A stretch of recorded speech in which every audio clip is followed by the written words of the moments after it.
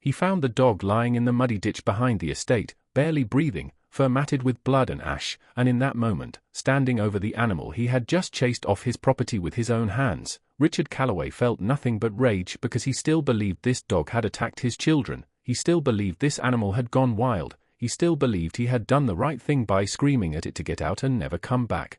But what he didn't know, what he couldn't possibly understand yet, was that this dog had just saved both of his children's lives, and the truth would hit him later in the worst possible way, at the worst possible time, when it was almost too late to make it right. But to understand how everything fell apart that night, you need to go back to the beginning, back to who Richard Calloway really was and why a man worth over $2 billion could miss something so obvious happening right under his own roof. Richard was the kind of man people wrote about in magazines, the kind who built a tech empire from nothing, who closed deals worth hundreds of millions before breakfast, who had a corner office in 3 different cities and a private jet that never sat idle for more than 48 hours.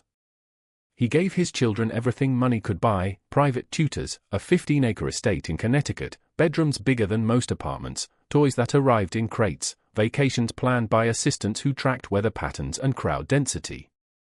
But the one thing Richard never gave his children was time, because time was the only currency Richard believed he couldn't afford to waste, and so while his 7-year-old daughter Ellie and his 5-year-old son Marcus had everything they could ever want, they spent most of their days in the care of nannies and housekeepers, longing for a father who always seemed to be walking out the door.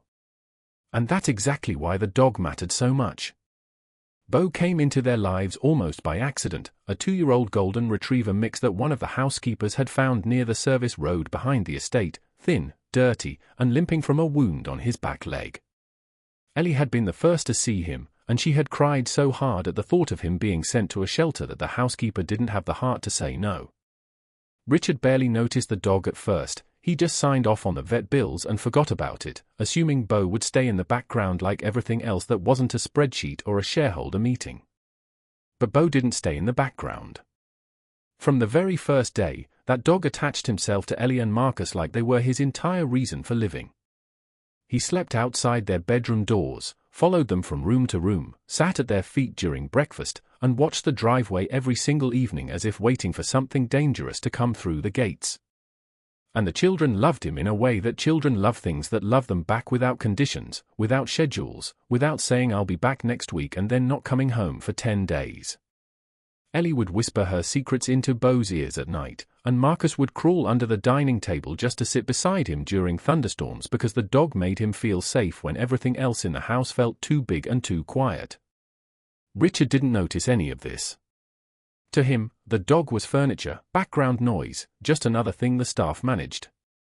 He had no idea that Beau had become the only steady presence in his children's lives, the only one who never missed a bedtime, the only one who never looked at a phone in the middle of a conversation, the only one who made Ellie laugh after she cried about missing her father's birthday party because he had to fly to Singapore for an emergency board meeting. But then came the night that changed everything. It was late October, the kind of cold, dry evening when the wind rattles the windows and the old parts of the estate groan and settle in ways that sound almost human.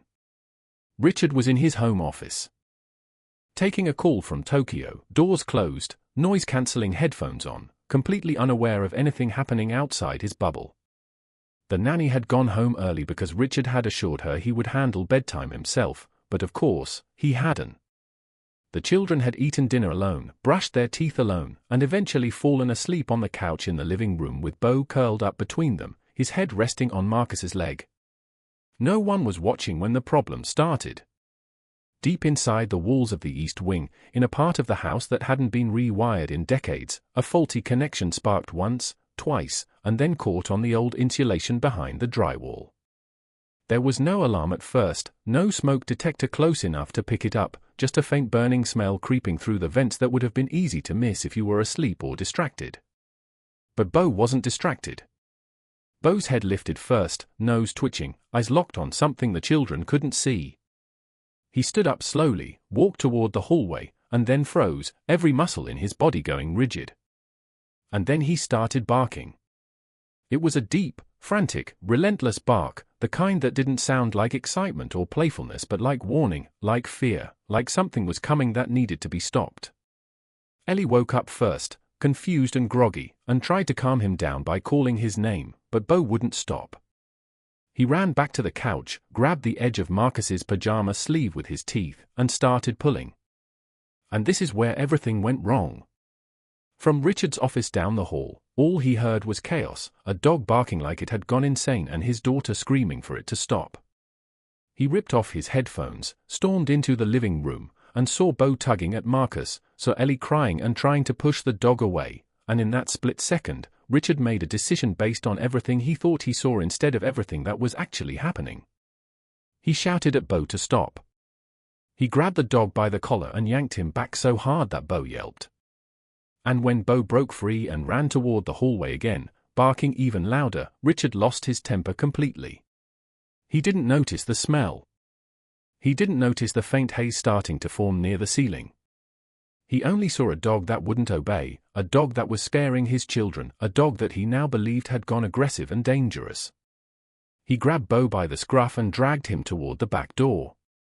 Ellie was screaming for him to stop, crying that Beau was just trying to help, but Richard didn't listen because Richard never listened when he thought he already knew the answer. He threw open the back door, shoved Beau outside into the cold night, and slammed the door shut behind him. And then he went back to his children, held them close, and told them everything was okay now. The dog just got confused, it happens sometimes, we'll figure it out in the morning. But outside, Beau wasn't confused. Beau was terrified.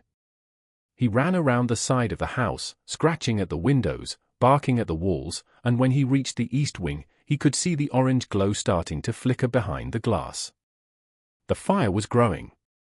Inside, the smoke was finally reaching the detectors, and the alarms began blaring, filling the house with that sharp, piercing shriek that tells you everything is about to change. Richard grabbed both children and ran toward the front door, and for a moment, it seemed like they would make it out clean, like this would be nothing more than a scary story to tell later. But Marcus pulled away from his father's grip and ran back toward the living room, crying that he had to get Beau, that Beau was still inside, that he couldn't leave without him.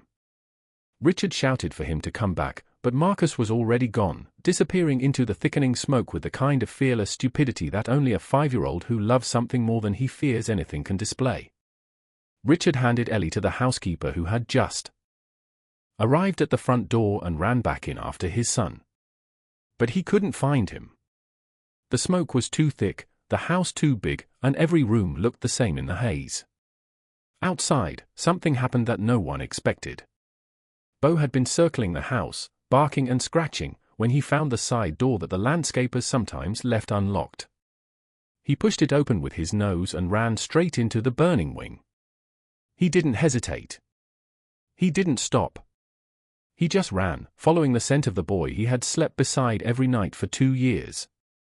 Beau found Marcus curled up behind the overturned couch, crying and coughing and too scared to move. The fire hadn't reached this room yet, but the smoke was deadly on its own, and Marcus was already struggling to breathe. Beau grabbed the back of his shirt, just like he had done before, and started pulling. This time, there was no one to stop him. He dragged that boy across the floor, through the doorway, down the hall, and toward the only exit he knew, the one with fresh air coming through the cracks. The dog was inhaling smoke with every breath. His paws were burning on the hot floors. His eyes were streaming. But he didn't stop. He didn't let go. He pulled Marcus through the side door and onto the grass just as Richard came stumbling out the front of the house screaming his son's name into the night. It was one of the firefighters who found them. Beau collapsed on the lawn, barely breathing, Marcus unconscious but alive beside him.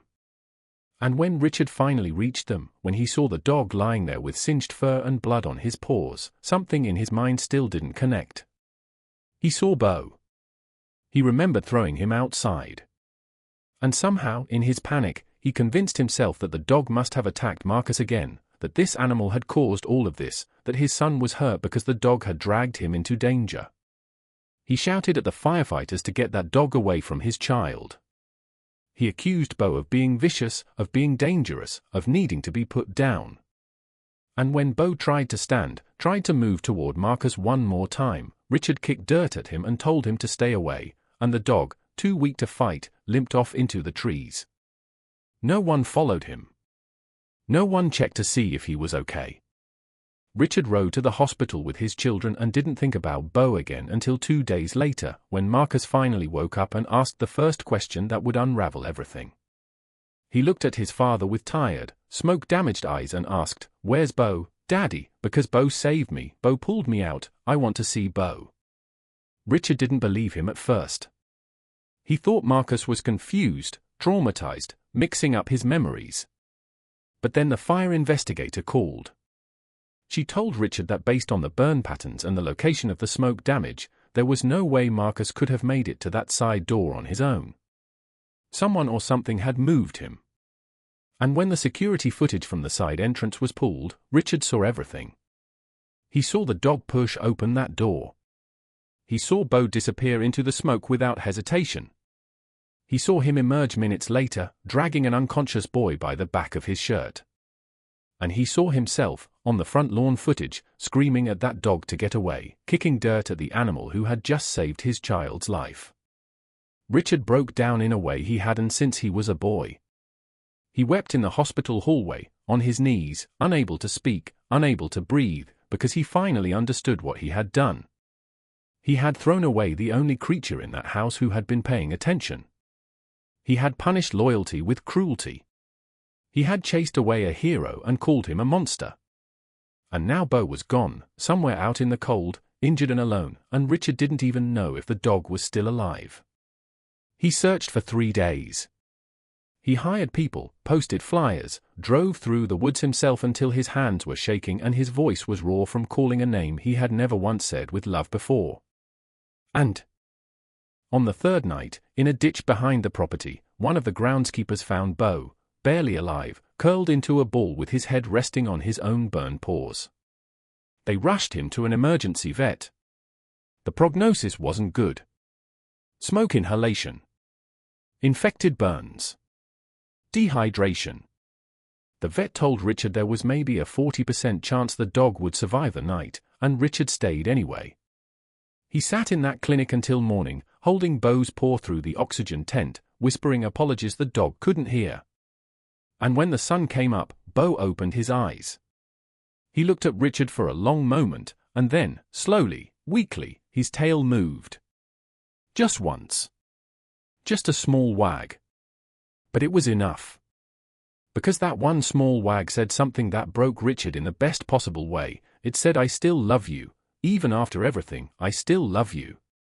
Beau survived. It took weeks of recovery, surgeries, medication, and therapy, but he came home. And when he walked through the front door for the first time since that night, Ellie and Marcus ran to him crying so hard they couldn't speak, and Richard knelt beside them, one hand on the dog's back, and made a promise he finally intended to keep. He told his children he was sorry. Not just for that night, but for every night before it. For every missed dinner. For every phone call that came first.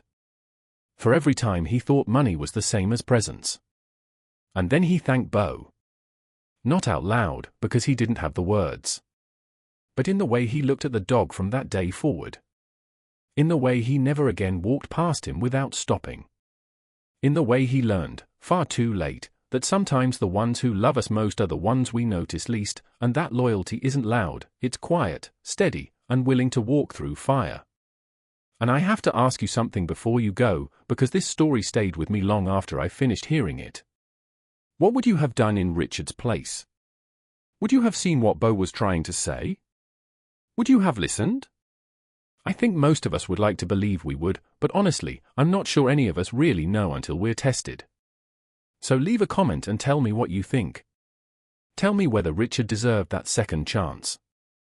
And if this story moved you, share it with someone who loves dogs the way dogs love us, because stories like this deserve to be remembered, and heroes like Beau deserve to be known.